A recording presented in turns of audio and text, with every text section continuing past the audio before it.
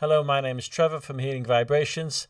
I'm a sound and energy healer, and I also like to introduce really interesting people who have stories to tell. And today is no exception with Elissa Hope. This guest is from New York. She's had a near-death experience, or as she likes to call it, a death experience, where she met angels and she met God. So without further ado, I'd like you to enjoy this podcast, and please leave any positive comments in the YouTube channel, which is The Healing Vibrations. And if you're watching this on Instagram, it's also called The Healing Vibrations on Instagram. So please enjoy. So yeah, welcome, Elissa. Thank you so much, Trevor. I'm so happy to be here. How are you? Good. It's cold, wet and rainy here in the UK, but yeah. Oh, well, it was a little rainy this morning here in New York, but the sun's coming out now, so that's good. Good. Well, tell us about your experience. I know you've done a few podcasts, and it's always nice to revisit sort of somebody's experience, and I'm sure that you can remember different things every time you know it grows, doesn't it? You experience something, then you remember something, and other people have a similar experience. There's lots of content out there that's coming out now about people having near-death experiences, so it's always nice to hear how it all connects, and the connection with God and spirituality as well. So yeah, I'm really looking forward to hearing your story. Yes, exactly. Okay, I'm happy to share it with you and all of your viewers. When I was 14 years old, and we won't say how old I am now, I really actually call it an actual death experience, because I died, and during the time they were doing CPR on me, my soul left my body and traveled to heaven, where my three guardian angels, they were waiting for me in the light. My soul traveled through a long, dark, speeding tunnel, and it seemed to go on for miles and miles. And finally, at the end of this tunnel, it opened up into the brightest light, where my three guardian angels were waiting for me, and they told me that I was safe with them in heaven. And they gave me the choice of staying in heaven or returning to my life with an important purpose. Obviously, I chose the purpose, but my guardian angels, they really wanted me to stay with them in heaven, because they said, if I stay in heaven, I will have so much greater happiness than if I return to my life. And they said, but if I did decide to come back to my life, they said it would be very challenging in exchange for being allowed to come back, but that I would be sent back with an important purpose. And I kept, I kept crying, and I was saying, I have to go back. I have to go back. My mom really needs me. And they said, think very carefully, because you will only get this one chance to stay in heaven. Otherwise, you're going to live a very long time back on earth. And they said, before you make your decision, we have something that we want to show you. And all of a sudden, I was watching my own funeral, what it would be like if I chose to stay in heaven and not return to my life. And everybody was there. My family, my friends, teachers, neighbors, and everyone was upset and sad, but the only person who was beyond grief-stricken and inconsolable was my mother, and she kept throwing herself on top of my casket. It was a closed casket, and she kept screaming, crying, Elissa, don't leave me. Don't leave me, my baby. I love you. Come back to me. So I said to my guardian angel, see, I have to go back. My mom really needs me. And my guardian angel said that, they said, your mother will be very upset. They said, but in time, she won't be as devastated as she was when I was watching my funeral. And they said, your relationship with your mother, it's not going to be what you think if you go back to your life. They said, It's going to be very turbulent and no bed of roses. They said, but you will have a special bond and connection with each other. They said you will be able to read each other's minds and finish each other's sentences. And then there was this big, tall, white door, like one you would see, in your house. And my guardian angel said, if you pass through this door, then there is no turning back. You have to stay here. They said you will be so amazed who was on the other side of this door, and so much more of glorious heaven. And when they were saying that and how I would have eternal peace and happiness in heaven, I would inch a little bit closer to the door and I would say, okay, I think I'll stay here. And then I would see my mother again, throwing herself on top of my casket, screaming, pleading, Elissa, don't leave me. I love you, my baby. So then I would inch away from the door, and I would say, I have to go back. My mom really needs me. And then all of a sudden I hear footsteps and God walks over to me. I'm standing face to face with God. And God said to me, what's the matter, my child? Why are you crying? Why are you so upset? I said, I have to go back. My mom really needs me. And God said to me, I understand. And he turned to my guardian angels and he said, send her back immediately. And then he said to me, but I'm sending you back with an important purpose. He said, once my soul's back in my body, I will not remember what that purpose was until the time is right. He said, because you're just much too young now to handle such a big responsibility, which I had to agree at only 14 years old. It would have been too much for me to know, that I'm God's messenger. So I said that I understand. And there is more that went on in heaven that, that I just will take too long to reveal it all in your hour podcast. And it's all though in my book, Hope from Heaven. So, which was the #1 new release in near-death experience books on Amazon. And so I said to my guardian angels before they sent me back to my life, I said, I hope you're not upset with me for choosing not to stay here, with you. And they laughed and they said, of course not. They said, we will be watching over you your whole life. And they said, you're going to be living a very long life and doing God's work on earth. And they said, when you're lonely, you're going to feel something stroking your hair. And they said, that is going to be us comforting you. So I thanked them and I hugged God and I hugged my guardian angels. And my soul went back through that long, dark, speeding tunnel. And just before it was back in my body again, I saw and heard everything going on in the dentist office. It was a dental clinic. Mm-hmm. They gave me too much nitrous oxide to fill a cavity, which cut off, nitrous oxide is gas, and it cut off my oxygen supply, and I had no pulse. My heart stopped, and I was dead. So just before my soul was fully back in my body, I heard the dentist, and I saw him. He was frantic. The dental hygienist was still doing CPR on me. And the dentist was screaming, crying, don't give up. We have to get her back. She's only 14 years old. And he was crying. He said, oh my God, this never happened before. I keep trying, not to give up on the CPR. So the dental hygienist, she did the 3 thrusts on my chest and the breaths in my mouth. And then maybe 8 seconds later, I heard her say, there's a pulse now. We have her back. And the dentist screamed, thank God.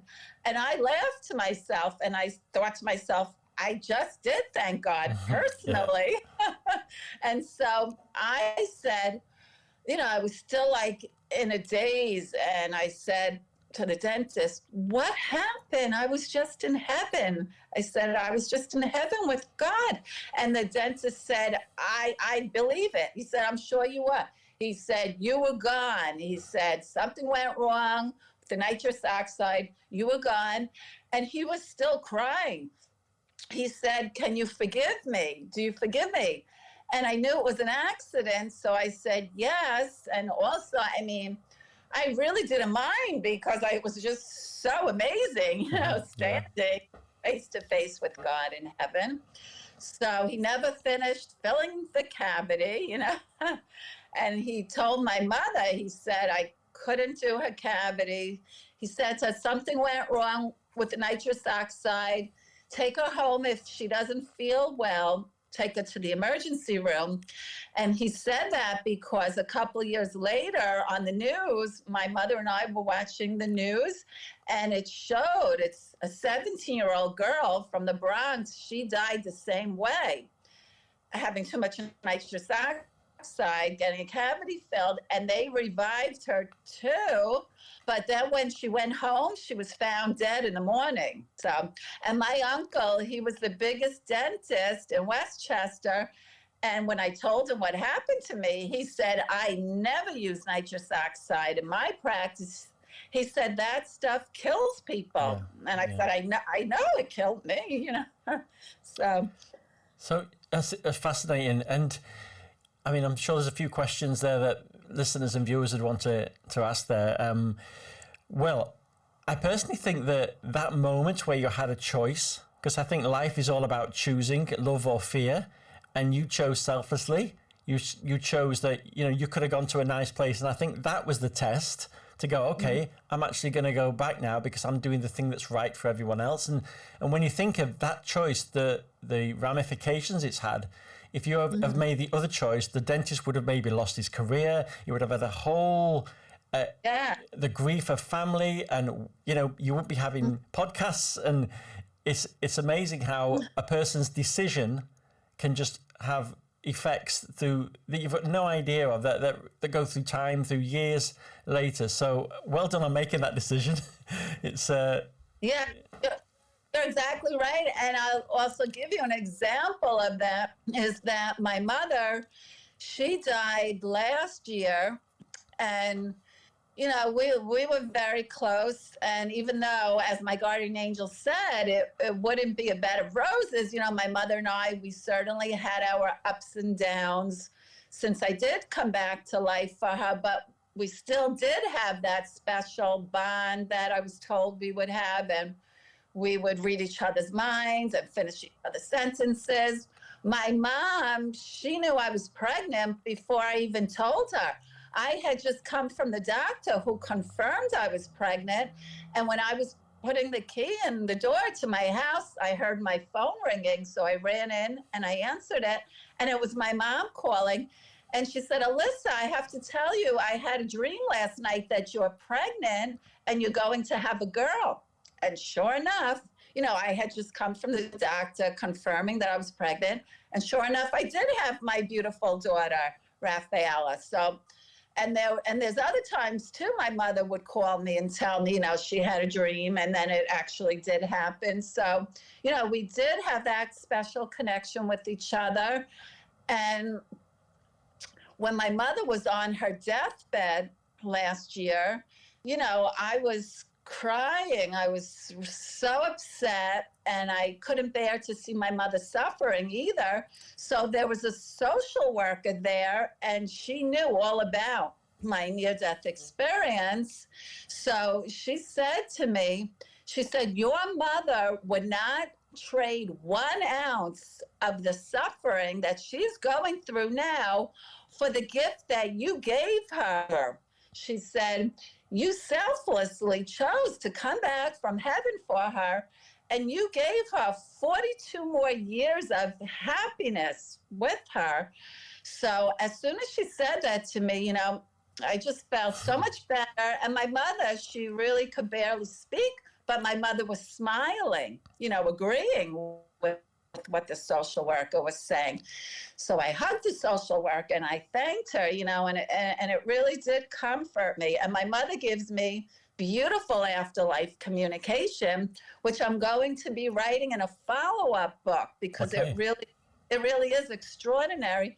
And also my beloved boyfriend, Todd Irvin, He was a supermodel, and then he went on to become an LMFT in Santa Monica, California. Can you just explain what that is for the... Sure. An LMFT, Yeah. it's a licensed marital and family therapist. Right, okay. Yes, in Santa Monica, California. And Todd and I, we were both separated and going to get married. When he died suddenly, I had no idea. I did not know he had died yet when he came to me in a visitation dream, and he held me and he told me he loves me and will always be with me spiritually. And as soon as I woke up, I found out he died. And of course, I was in shock and devastated. I collapsed. But then I said to myself, but he just came to me and he was holding me. So I knew he just left his body behind physically, but I knew spiritually he's alive, more alive than ever in heaven spiritually and always with me. And then it was nonstop, beautiful afterlife communication with him. On the morning of his memorial service, he is the one who revealed my full purpose to me for having been sent back to my life. And it's really incredible, but I'll save it for everybody to read in my book. Okay. But it's really extraordinary. And you can see on my YouTube channel at Elissa Hope 4524, I have a couple YouTube videos, and one is Todd making contact with me from heaven as my angel. And you'll see the angel on my grass going into the water. It's called A Visit from My Deceased Twin Flame, and that's on my YouTube video. And it's just all such fascinating afterlife communication. And this is also why I wrote my book, is to comfort everybody that true love never dies. It is endless. And our loved ones, they are always guiding us, loving us, protecting us from heaven. And they don't want us to grieve them. They want us to be actually happy for them, that they are having eternal peace and happiness. I agree. And I think we have funerals here for us, not for the people that pass away. Exactly. We are the ones grieving them, but they are the happiest that they have ever been in heaven. They're one with God. But I just want people to know that they are still with you too. Mm-hmm. And if people, I tell everybody, if you clear all of your negative energy and you meditate and you have a close relationship with God, you will receive signs from your loved ones in heaven. And there's all different ways that our loved ones do communicate with us and send us signs and messages. Through my awakening happened 9 years ago, and I've always been interested in psychic phenomena, but when you actually start to expand your consciousness to get rid of the fear, I connected with my mother who passed away 15 years ago, and it becomes actually normal just to experience these things. I think everything's in frequency, so it's about moving into different frequencies. So the people that are passed away, they're just in a different frequency. They still exist, and we exist. And it's just a case of, I think one of the gifts that, through the work that I do, the biggest gift is it's not just about healing people's anxiety or raising their frequency. It's just to give them the insight that their reality is bigger than what it is. And to say, there are beings that exist afterwards, and that your loved ones exist afterwards. And, for people to be scared of death, or for people to think that, when you die, that's it, there's nothing. I mean, that must be a horrible place to be. And for me, I'm kind of looking forward to it. When my work's done, I'm out of here. I'm just, Exactly. Yes, exactly. I say, this is it for me. I'm not coming back here again. I have no reason to, so it's so true. There is nothing to fear but fear itself. And dying is really just as natural as being born, just a different process. You're just going back home to where you originally came from. And this is actually just our Earth school. And everybody says, when is my time up here on earth? And it's when you have served and completed your purpose for God. We're all here to serve a purpose for God. Each and every single one of us, no matter how big or small, it is a purpose. And once you serve your purpose, that is when your soul goes back home to heaven and you're one with God. And I say, people also say, why are there so many tragedies? Why do I have to go through this or that, pain or suffering here on earth? And it's for your spiritual growth. That is exactly why. I have gone through so many challenging times in my life. As my guardian angel said, that my life would be challenging if I came back to it. And I mean, they were not kidding, And I wouldn't trade it, not for anything, because I have experienced so much spiritual growth, and it really, it made me who I am today. And I always say, to know that one life has breathed easier because of you, that is purpose and my purpose. And by me doing my spiritual work for God, by me helping to heal others, it heals me in return too, So one of the questions that you talk about healing others there's many different ways that people can heal. It can be just being in saying the right words, being listening. You don't have to, people don't have to be dressed up and be this big grandiose gurus. It's people misunderstand what that is. But when you say apart from the communication that you had in a relationship with your mother, what have you noticed any other gifts or healing abilities that since that have developed that you could attribute to that original experience? Yes, absolutely. As soon as I came back from heaven, I was very clairvoyant.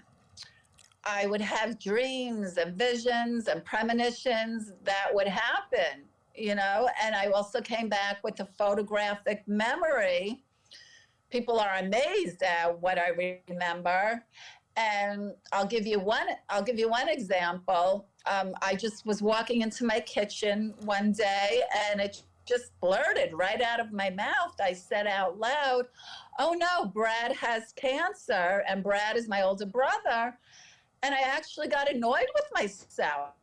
I was like, "Elissa, don't say that." But then my brother called me later on that night and he said, "Elissa, I have bad news. I just came from the doctor. I have cancer." And I said, "I know." I told him that it just came out of my mouth, earlier on that day.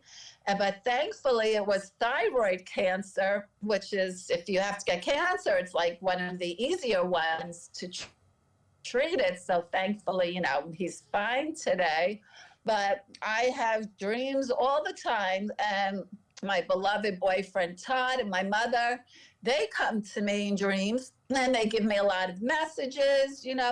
I still have that higher consciousness to heaven from when my soul left my body and was in heaven. So I'm as spiritual as you can be.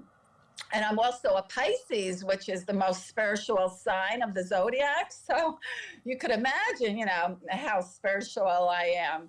And sometimes I have dreams about friends, family that has passed away, and they'll give me a message to relate to them. And of course, I do.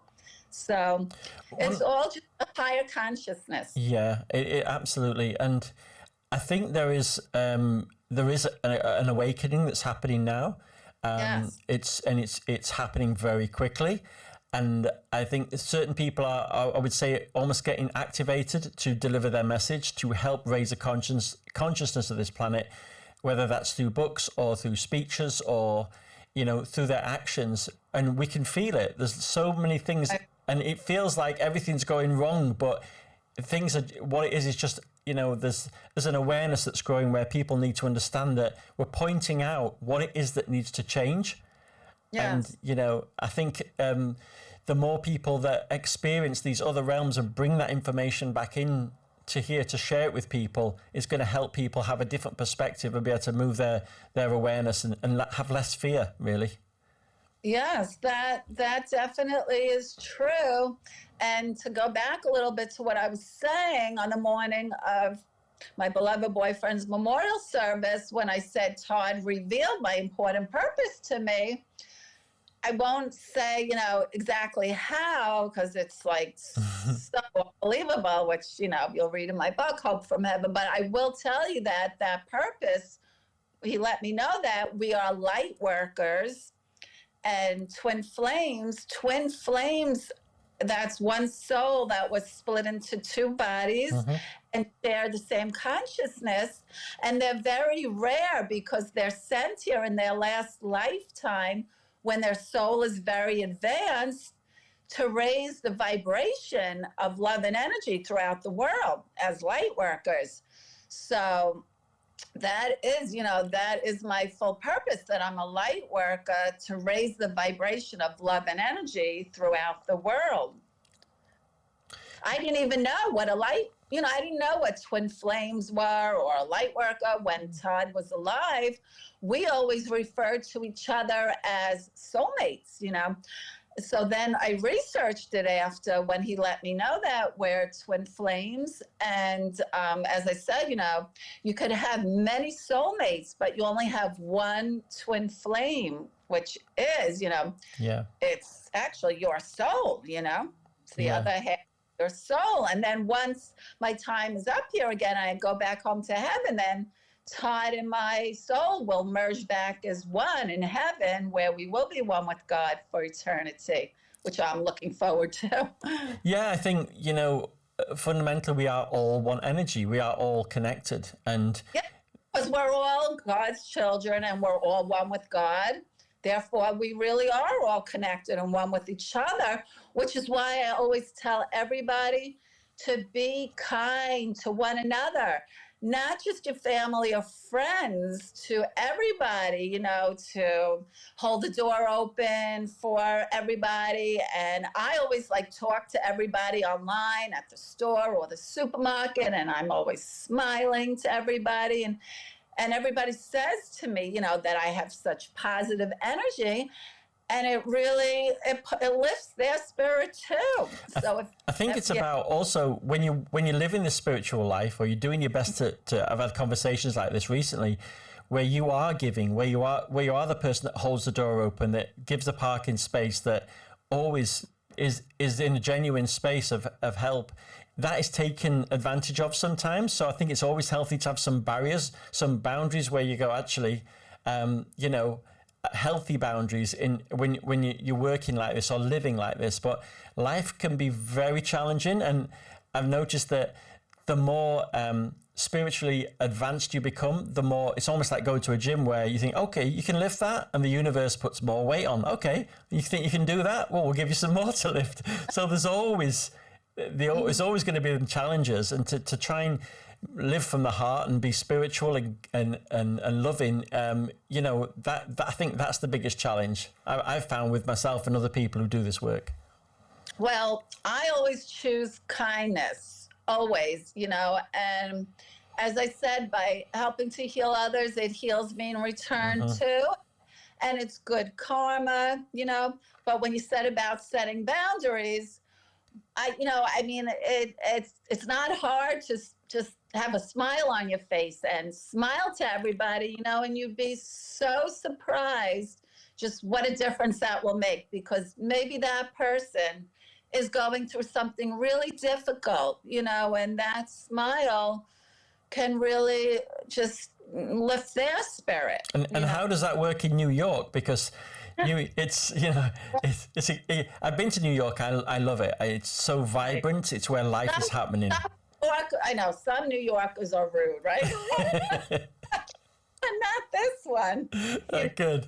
But I do mean, I find that how you act is who and what you will attract. So if you're coming from a place of love and divine awareness, authentic power, peace, clarity, love, and purpose, what you put out into the universe will come back to you.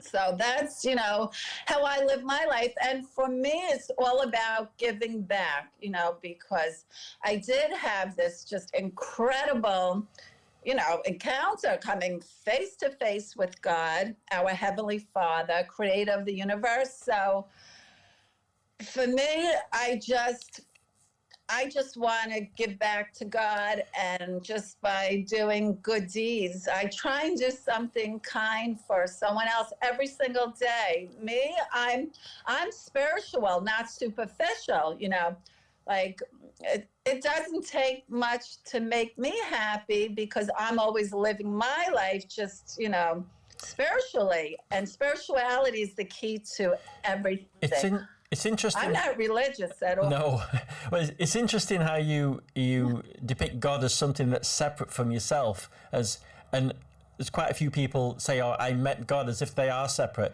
And through the spiritual communities and awareness, there's also the belief that we are God. We are a part of God. So we're meeting ourselves. Did you felt like you were meeting a part of yourself, or did you feel like you were meeting something that was separate from you? That was. Right. I felt like I was meeting God, our Heavenly Father, and we're all God's children. And God, when He called me my child, that's why I saw Him more as my Heavenly Father. I knew it was God, but I do feel one with God. So, and we all are one with God. And, but I do still see Him more just as, our Heavenly Father. So it's really, I think the understanding. I think I just see Him as God. Yeah, I think it's so the religious concept of God and how it's been kind of drilled into us through different religious practices. It almost shapes our perception of what we're expecting to see, and. Was the presence of God? Was it a presence? Was it a light? Was it an image? Oh, He was in complete human form. He was a person. He was in human form. He looked a lot like, I've seen some different pictures of Jesus, and there was one picture where I said that did resemble God a lot, only God looked more mature. His face looked older, maybe 25 years older than the picture I've seen of Jesus that resembled Him, which makes complete sense because Jesus is the Son of God. So, but God was in human form, and He had long, brown, wavy hair, and He had a beard, and He had the most beautiful, expressive brown eyes. It was just so beautiful. And He was in a long white robe with a belt, like a tassel fringe belt, and He walked with a cane. It was embellished in gold. And He had such a deep, strong, powerful voice, but it was so loving at the same time too. I was truly just in complete awe that I'm standing face to face with God. And I came back with the photographic memories, so I remember it just like it had just happened, just a second ago. So, what were your guides like? What did they look like? My guardian angels, it's funny, they all looked alike. So I said, gee, maybe they're triplets, They all looked identical. They all had long, blonde, golden, flowing, wavy hair and porcelain skin and big blue eyes. And they were all in the same flowing white gowns, and they had beautiful, delicate wings. They had the sweetest voices, and just you could feel, so much kindness and love radiating from them. If it were not for my mother, I 100% would have stayed in heaven, I think there's a reason why at this level of consciousness that the planet is at, that there's a lot of people that don't believe this exists, because if they knew it exists, they'd be getting out of this reality very quickly. Maybe that. Well, and also, if it has not happened to you, I know it's a lot to, take in, a lot to absorb, but it is the God's honest truth. And I always tell people who may be skeptical, I will be happy to take a polygraph test for them, for whoever wants me to. I always say, if you pay for it, I will take 1,000,000 polygraph tests to prove I'm telling the God's honest truth. I'm a private person. I was never on social media. That's how private I am. But I said, I have to do what God sent me back here to do.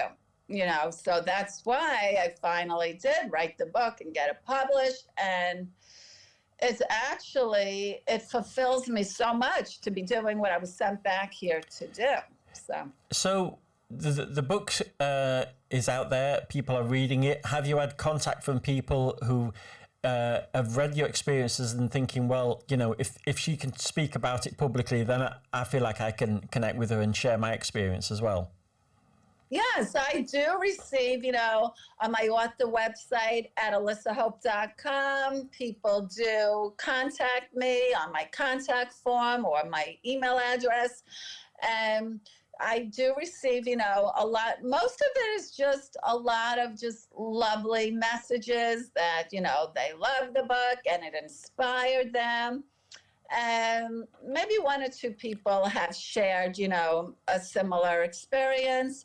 But I haven't met anybody who came face to face with God in human form as I did in heaven. Like some people would say they met Jesus or they felt God's light and energy and his love. But, I actually came face to face with him in human form. And then his spirit contacted me here on earth 2 weeks after my beloved boyfriend Todd died. I felt like I was going to die of a broken heart. I literally felt my body shutting down. And then one night I was awoken and I look up and there's a whirling mist with light in the center. It keeps whirling down closer and closer to me until it's close enough that both arms extended with so much light radiating down throughout both arms until it was close enough. Those arms with the light wrapped around me and literally lifted my back up. And this was more extraordinary than standing before God in heaven, because all of that light, all of that healing light and love and energy was pouring into me. I was completely healed. My heart was 100% healed. I woke up, then in the morning when I woke up, I jumped out of bed, completely healed. And I went to speak to a rabbi and priest. And I said, wasn't that Todd's spirit that came and healed me? And they both said, no, that was God's spirit, because only God can completely heal you. And not only was I healed from Todd dying, I was healed from just anything bad that I ever went through in my entire life. I can't even put into words what it felt like. All of that, of God's light and love and healing energy. Could you imagine just being poured inside of you? And I don't even really have words for it. That's how just enormous and incredible it was. It's interesting that, over the last few years, I've met people and I myself had these experiences that are incredible. And in that moment, without doubt, God exists, the creator exists, or whatever you want to, something bigger than you exists. And then you get caught up in the day-to-day troubles and challenges, and then there's part of you going, yeah, but did it really exist? Did it? And then you have another experience that really boosts it up again. So I think it's really important for people to keep listening to stories like this to understand that, this is where we all go. This is the end result, and this is just a dream where we're at now. And and that, you know, to move on as quickly as you possibly can, and to keep understanding or believing that there is a purpose to you being here. Otherwise, you wouldn't be here. Yes, life is just a moment of eternity. And I tell everybody, you must trust in God's will. God does not give anyone anything more than they can handle, even though when you're going through a hard time, you may feel that way, but it's not true. And it's actually in your darkest hour that there is light, because there is a lesson to be learned in it, what you're going through, and your soul is going to experience tremendous amount of growth, and it's even going to put you on a greater path, you know, of where you're meant to be on. So I always think it's like going through a tunnel, and people have their dark night of the soul. Some people don't make it through the tunnel, but when you do, it's another perspective. And you look back and think, okay, that question, what was the lesson, or what is the lesson in this moment? I think it's, but you know, life can be very, very tough. And, you know, I think everyone should get congratulated just on choosing to come to Earth. Never mind, like your experience, you've got a chance to get out. It's like being on a freeway and you got a chance to turn off and you went, no, I'm going to keep driving. So, yeah. Right. Well, I mean, I admit, when I have gone through some really hard times in my life, I did say, what was I thinking? You know, why didn't I just stay in heaven where I would have had eternal peace and happiness? But then once you go through that challenging time, you really do I feel that spiritual growth, you know, and like that transformation. And then I say, you know, this is why I had to go through that. And it actually will make you a better person. And you just have to trust in God's will. I reach out to people who have gone through the worst tragedies, who have lost children in the most tragic ways. And some of those people, one mother told me, I don't believe in God anymore. And I said to her, no, you have to. This is when you need him the most. You know, you never turn your back on God, because God never turns his back on you. And then another mother who lost all of her children in a horrible house fire, she actually thanked God for the time that she did have with her beautiful, precious children here on earth. And she knows that they're still always with her spiritually, and that she will be reunited with them for all of eternity. So, you know, I always say you must always believe in God, have faith in God, and God hears each and every single one of your prayers. And the power of prayer is so strong. And I received a message from a lovely gentleman, and he said to me, his son was diagnosed, you know, with a terrible illness, and he really never prayed to God much, but then he went to church, and he really and truly said he felt how he connected with God there and was praying to him. And then a couple months later, his son's illness went away completely. And he believes it was from praying to God and getting closer with God. I think prayer is sometimes misunderstood.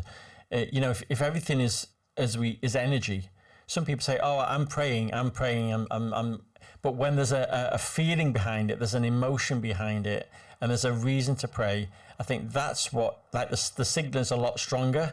So I think praying from the heart and really feeling it is the difference than just paying lip service, so to speak. But yeah. Oh, of course. I mean, you have to truly feel what you're praying to God. You know, I pray to God every morning and every night, and I thank him for all of my blessings. And if I'm going through anything challenging, you know, I ask him to help me and guide me in the right direction, you know. But you definitely have to have it come from a place deep inside of your soul. And that's when you will feel your strong connection with God. Yeah, it's It's interesting. Like you say, religion, I think sometimes you're either drawn to it or you pull away from it. And I think people's idea of what God is now changing. And there's definitely a need to realize, I think it's a fundamental one of our basic needs, that we need to understand and believe that there's something greater than ourselves for our, and to actually experience things that validate that is really useful. And, the people I've managed to meet over the last 8-9 years, they can tell you these experiences, but until you actually experience it, people say, I believe you, but they can't really believe you until they experience it. There's another level going, you actually were telling the truth. Yeah, Yes, I mean, Dr. Eben Alexander, he's a neurosurgeon, and he was very skeptical when he would hear all of this until it happened to him, Yeah. And now, of course, he says it's 100% true. So, but this is why, I was sent back here to my life as God's messenger, light worker, to, educate and inspire and enlighten people that God truly does exist in heaven, having stood before myself, and that our loved ones, they leave their bodies behind physically, but are still always with us spiritually, loving us, protecting us, and guiding us. So, I think everybody should just take every single day of your life, because it's a gift, and just live your life to the fullest extent and make your loved ones in heaven proud of you, honor their spirit, and that makes them so happy. And if you clear that negative energy, they will come through to you. They come to you in bird signs. Birds are messengers of spirit. And you'll see that in my YouTube videos. And they come to you with, you turn on the radio and your song with your loved one. It's really interesting because I was doing some filming at a friend's event last night, and there was a meditation with 20 people. He does sound healing. And it's in this yurt, so it's just all enclosed. And it was about a 2-hour long event, and about an hour in, this butterfly was just floating through the room. And I saw it and it landed, and I put my finger in it, it stepped onto my finger. And I'm just going, look at this. And everybody's meditating. That's a loved one visiting you from heaven. And absolutely. I opened the door to let it out. I thought I'll just open the door, and it wouldn't go off my finger. But yeah. That's so beautiful and comforting. And I'm sure you knew who it was, right? I'm sure, special loved one. I think I'm very scientific about things as well, but I also, having experienced both sides of it, I can see how it all, Viktor Frankl, the author, did Man's Search for Meaning, which is an amazing book. And he's saying that we look for meaning in things, but if everything is all consciousness, there is meaning in things. Everything is meaningless apart from the meaning that we give to it. And I know butterflies, for me personally, are all about change and development. And it was very unusual, not unusual, but not surprising that something like that happened. I'm like, okay, yeah, this has a significance in it. So it was nice. And it was nice for other people to see that as well. Yes, and I always say anything with wings is a message from heaven, from a loved one in heaven.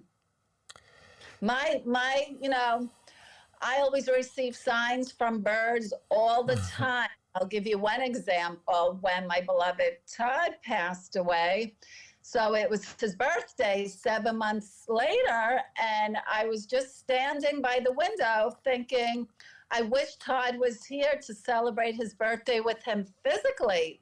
As soon as I thought that to myself, bam, a loud crash into my window. It was a huge belted kingfisher bird, smashed into my window, and sadly it died, but I knew immediately that it's a sign from Todd, and I Googled it, and it said when a loved one passes away, very often they come to you on their birthday, that a bird will hit your window and die. And it's just a sign from your loved one in heaven that they're still with you, spiritually guiding you and loving you. And I mean, I have that happen to me all the time. So that's why I know birds are messengers of spirit.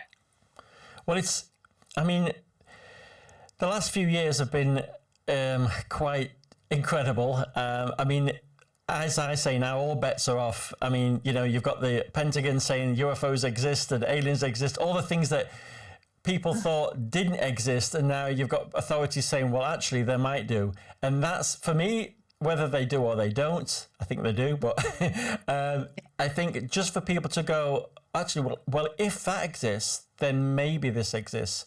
And I think once people start opening the possibilities to the fact that their belief systems can be flexible, then that's when they can notice things and let these experiences in as well. I think a lot, so I think it's an exciting time for people, and the more people that can step forward and say, I've had this experience, and, you know, I don't care if you ridicule me or not, this is true, this is real. And they'll find out for themselves when they go back home to heaven, you know. Yeah. But until they do, you know, have an open mind, and if you're spiritual and you have a strong faith in God, you know, and so many more people are coming forward with their extraordinary near-death experiences, then I think, you know, I think that more people are believing in this, it seems to be, because so many people are watching podcasts all about it, you know.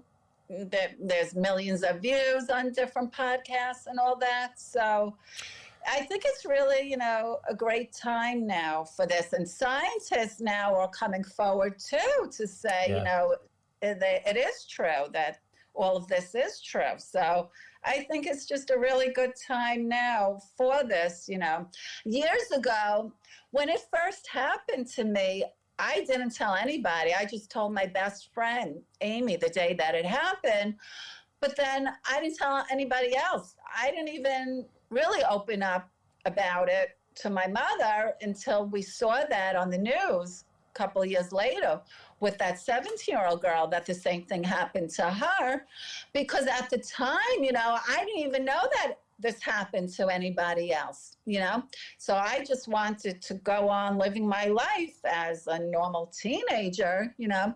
But then several years later, I did start to get, because I did go through something bad several years later, and I said I just needed to know, why did I have to go through that? And then I started to get more in touch with, you know, why did I die and go to heaven and meet God and get sent back, you know, with an important purpose. So I really started to seek more answers with that, you know, and then I did start to tell more people about it. And when some people would say, why were you the chosen one? You know, I would make a joke about it, and I would say, God only knows, you know. Because I treat everything with humor. For me, laughter is the best medicine. That's how really I've gone through everything in my life. I treat everything with humor. I was voted the funniest in school, you know. Some people tell me that I sound like Fran Drescher. I don't know if you know who she is. Who's that? Fran Drescher, she was on The Nanny. You know, she's an actress. Yeah, so I was actually in California visiting Todd, and this one guy that I met, he's like, oh my gosh, you sound just like Fran Drescher. And he called his brother, and he made me speak to his brother on the phone. And he's like, and he said to his brother, doesn't she sound like Fran Drescher? So, you know, I don't know if I really do or not, but. So where are you now? Do you think, okay, I want to live another 50 years and I've got lots to do? Or do you like, okay, as soon as my work's done, I can't wait to get back and head out and say hi to Todd and just... Right. Well, to be quite honest, that's the second one that you said. Because whenever God chooses to call me back home to him, because we all leave our bodies and go back home to heaven, once we have served our whole purpose here on earth. So whenever God feels that I have served my whole purpose, then, you know, I'll be happy to go back home to heaven.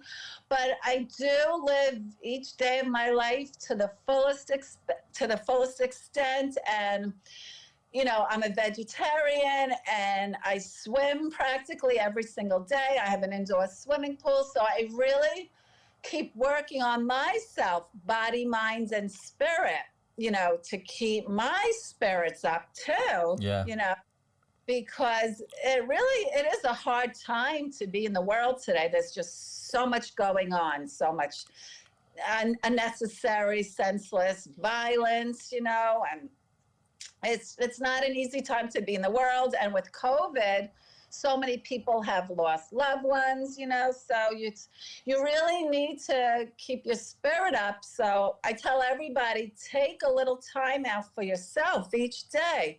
Take a walk, connect with nature. I'm the biggest animal lover. And all of my royalties from my book goes into my animal rescue. And my mission is to expand a good no-kill animal shelter one day. And even before my near-death experience, I just always had a special connection with animals and love for them. I was going to ask about that because I absolutely love dogs. I'll go into a restaurant or a cafe and the dogs they just know. And I don't even see the owners. I'm just like, and dogs just, dogs ain't all animals really, but they just love. They are God's gift to the world. Dog, if you spell dog backwards, right? It's a clue. Right. And I want everybody to know that you reunite with all of your pets in heaven. And I'll tell you how I know that for sure. Todd came to me in a visitation dream on my daughter's 16th birthday. And he was with my childhood dog, Shag. And Todd said to me, look who I have here with me. Look who came with me to visit you. And it was my beautiful, precious childhood dog, Shag. And he was young and healthy again. And he was running around in circles. It's really interesting, yeah. And I was elated. And that's how I know for sure. They're waiting for us in heaven. It's so... A few years ago, I lived in Spain, it'll be 9 years ago now, and I had 4 dogs, and one of them was a Jack Russell, and this Jack Russell ended up getting ill, but we used to, we took him to the vet, and we had to put him down, and he had cancer and that, sorry, Talia her name was, so. We used to drive along, and she used to put a paws upon the front dashboard, and every time there was a dog, she'd bark. And sometimes I'd say doggy, and I'd say doggy, and she'd go row, row, row, and she knew it was a person. She'd look at me really weirdly because she knew I was teasing her, and she'd wag her tail. So anyway, I was in Spain once, and I was doing, this was about 6 years ago, I was doing plant medicine, I did ayahuasca.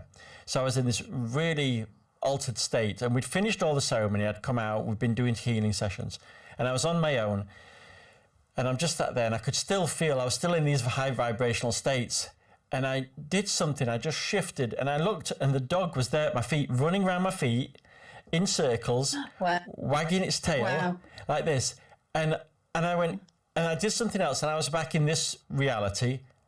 Everything's normal.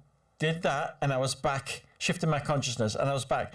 And the dog was, this sounds crazy, but the dog was communicating, saying, and I'm like a little kid going, Tally, Tally, Tally, really excited. And she's communicating, saying, I knew that when we were in the car, I knew you were tricking me. And it's all part of the thing. And I could see her running around my feet. And then I'd come into this reality and everything would be normal. And that was just amazing. And I dream about her, and I dream about my other dogs. So that's one of the things I'm really looking forward to. Be about 10 dogs all waiting to jump on me. Definitely, and because you were in that altered state of consciousness where you were able to connect with her, and I believe that everybody can do that. You just have to clear your mind and meditate, and you'll be surprised, And when my beloved Frankie, he was a miniature dachshund, him too, he had cancer and he had to be put to sleep, and I was so upset about it. And then exactly on his 1 year anniversary that he went to heaven, I was driving in the car with my daughter. She was about 9 years old at the time. And I called my mother and the phone was ringing. Just before my mother answered the phone, all of a sudden, a man's voice said, "Frankie."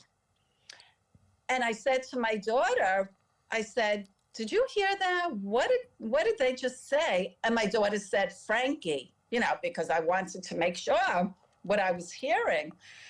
And then my mother answered the phone, and I asked my mother, I said, I asked her if her husband was home. I mean, I knew it was not my husband's voice, though, who said Frankie, but my mom said, "No, it's only me, nobody else." And I told her about that. So, I mean, they come through to us more often than we know. We just have to really, if you're very spiritual and open to it, they want to connect with us. They're so happy to, you know? Yeah, absolutely. Well, it's so I'm just trying to think of the next question. Really, what is an average week for you at this moment? Then, how is this shaping what you are doing in your daily life, so to speak? Well, I'm very busy now. With I go on podcasts and I answer all of my emails. Every single person who contacts me, I answer them back, and I've always been, wherever I go, like I'm a spiritual motivational speaker, healer, and writer. So I was at the 2023 IONS conference in Washington, D.C., and I did a book signing there, and I was so happy that all the copies of my book, they did sell out there. So I'm really just busy doing that, and I plan on doing a follow-up book, and I would love for a movie to be made out of Hope from Heaven, because a lot of people write to me and say, they would love to see it turned into a movie. And I'll just tell you this one last thing. A year after my beloved boyfriend Todd died, he called me from heaven. I was saying to Todd, because I sometimes speak out loud to him, I said, "Todd, I need you to help me get my book, Hope from Heaven, into the right producer or director's hands for a movie to be made out of it." As soon as I said that, I heard my phone ring. I was in the kitchen cooking, so I didn't answer it. But when I was done, I checked my caller ID, and I was amazed on my caller ID. It was a phone call from Todd from heaven. It was Todd's cell phone number with the name of a famous Hollywood director, Mikhail Hafstrom. I knew Todd was letting me know that perhaps Mikhail is the right hands to get the book into for a movie to be made out of it. And I always say, "Mikhail, if you're listening, you can contact me." But he's Swedish, and he's been in Sweden the past couple of years filming some movies there. But, he's he's a busy director. And I just thought it was incredible, how I said that out loud to Todd, and then he calls me from heaven like that. So, and I documented it. I always try and document as much afterlife communication as I can to prove that it's the truth. So I took a video and pictures of that phone call from heaven. And as I told you, I have some YouTube videos that's fascinating that you'll see at Elissa Hope 4524 is my YouTube channel, because I think it is important to document it when you can, because it just proves that you're authentic. It's interesting, the telephone thing. It's I had one experience like that. It was New Year's Eve, and my dad had been passed away for 15 years, and I was at this really busy party, and nobody could get a signal on the phone, and my phone rang, and I said, I can't hear you, and I just got outside, and he went, "Trev, it's your dad." And I heard it clear as anything. And another story, like my first girlfriend, my first serious relationship, I was 21, a few years ago now. And she worked for a company, a big company in England. And the guy that owned it, he'd lost his son. He was the big managing director, and he lost his son. And it was tragic. And he was telling her the story that he said he went down to his shed at the bottom of the garden, like a little hut, you know, and they used to go down with his son. They used to make things together and things. And he said, and he had a phone in there. And he said, and this was a few months after his son had passed, the phone rang, which is really unusual. He picked it up and he said, it's his son's voice saying, "Bye, Dad." And he said he just broke down. So, you know, spirit will communicate with you in some really strange places, and usually in a situation where there's nobody else that can verify it. It's always like it's got to be very personal to you. So the fact that you're documenting these experiences is good, because people out there will say, "Oh, I'm not going crazy. This actually did happen." Right. That's just, you document it as proof, you know, and they love to like do things with like electrical things, you know, like as with calling you, you know, on the phone. Or the night that Todd died, my television kept turning on and off every 20 minutes. That has never happened before, you know. So, I mean, they want us to know that they're always with us, because they don't want us to be sad. I'm actually closer now with Todd and my mother spiritually. Yeah, I hear you. I'm closer to them than ever, you know, and I think it's so beautiful. Well, it's been a real pleasure hearing your story and talking to you, and all the links will be on this video, but they'll also be in the description below. If you're watching this on Instagram, you can see the full version of this on The Healing Vibrations on YouTube, and also, like I say, all the information about connecting with you and to buy your book, Hope from Heaven. And hopefully, no pun intended, the next book will be out as soon as you can complete it. But yeah, it's been a real pleasure, and thank you for reaching out to us. Hold it up. This is it. Hope from Heaven by Elissa Hope. Awesome. So yeah, is that going to be an audio book at any point? It may be. Right now, you know, it's an ebook, but I always tell people, because they tell me they read it in one sitting, you know, they can't put it down, and then they say that they like to read it even again. So I always say it's nice to get the actual book, you know. And I actually had one lovely woman, her and her mother, they each bought 15 copies each, and I met them and I signed every copy for them, and they gave it as gifts, you know, for Christmas and birthdays. And then I actually became very good friends with this woman, you know. So I meet some amazing, amazing people. And that's like the best part of doing this, is that I get to meet such beautiful people. It warms my heart. It really does. Well, hopefully we'll get to meet in person if I come back over to New York. It'd be great to connect. And but thank you again. And look forward to seeing what the comments and responses are, and hopefully the people that will connect to you through this podcast as well. Right, yes, and you can reach out to me on my website at elissahope.com. I would love to hear from you. And thank you for having me, Trevor. It was a pleasure. Thank you. God bless you and all of your viewers. Okay, thank you. Thank you so much.